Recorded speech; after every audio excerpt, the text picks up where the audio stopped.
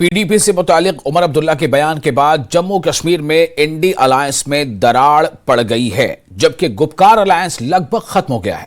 عمر عبداللہ کے بیان کے بعد PDP صدر محبوبہ مفتی نے ایک پریس کانفرنس میں کہا کہ PAGD کے تتر بتر ہونے پر انہیں کافی افسوس ہے۔ محبوبہ مفتی نے کہا کہ انہوں نے یہ الائنس لوگوں پر ہو رہی زیادتیوں کے خلاف اور ان کے چھینے ہوئے حقوق کو واپس لانے کے لیے کیا تھا۔ انہوں نے کہا کہ سیٹوں کی تقسیم ان کے لیے کافی چھوٹی بات تھی۔ محبوبہ مفتی نے کہا کہ نیشنل کانفرنس کے بیان سے انہیں کافی تکلیف ہوئی ہے، اس سے انڈی الائنس کو بڑا دھچکا لگا ہے۔ انہوں نے کہا کہ وہ کانگریس کے ساتھ بات چیت کر کے مستقبل کی راہ عمل مرتب کریں گی۔ اور نئی دلی کی کوشش رہی پہلے دن سے کہ PAGD کو کیسے توڑا جائے، کیونکہ ایک ریزسٹنس کا چہرہ بن گئی PAGD، اور خاص کر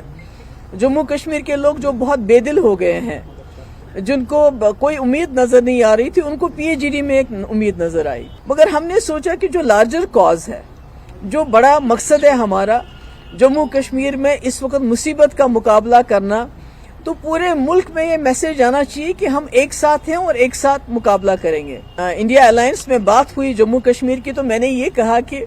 وہاں سب کے سامنے فاروق صاحب ہمارے سب سے سینئر لیڈر ہیں، تو ہم جموں کشمیر میں پارلیمنٹ میں جو سیٹ شیئرنگ کا مسئلہ ان پہ چھوڑ دیتے ہیں، وہ فیصلہ کر لیں۔ آج انہوں نے اتنی بڑی بات کہہ دی کہ PDP جو ہے وہ الائنس میں کہیں نہیں ہے، تو آج انہوں نے کم سے کم اگر وہ ہم سے مشورہ کرتے، اگر فاروق صاحب یہ کہتے کہ ہمارے ورکرز نہیں مان رہے ہیں، ہمیں تینوں سیٹیں لڑنی ہیں، تو ہم شاید ان کو کہتے ٹھیک ہے، اگر آپ کو لگتا ہے یونٹی کے لیے PDP کو قربانی دینی ہے تو ہم کہتے ٹھیک ہے۔ تو کہیں نہ کہیں جو آج نیشنل کانفرنس کا فیصلہ کئی پچھلے 1-1.5 مہینے سے آ رہا ہے، تو اس کو بہت بڑا دھچکا لگا ہے۔ کشمیر کے لوگوں کو، جموں کے لوگوں کو کہیں نہ کہیں ایک جو آخری امید تھی، جو BJP کی سرکار نہیں کر سکی، وہ بدقسمتی سے آج PAGD کے اپنے ممبرز نے کیا۔ یہ جس چیز کو آپ نے 5 سال تک سنبھال کے رکھا، سنجو کے رکھا کہ ایک یونٹی دکھائی،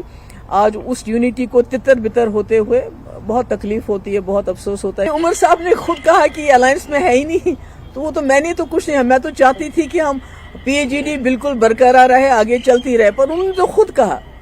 انہوں نے جو سیٹوں کا کہا وہ تو کہا، پر انہوں نے کہا کہ یہ تو الائنس میں ہے ہی نہیں، PDP سچویشن کی وجہ سے الائنس سے باہر ہو گئی ہے۔ تو آپ خود ہی سمجھ سکتے ہیں کہ PAGD کو توڑنے کا کام، PAGD کو ختم کرنے کا کام،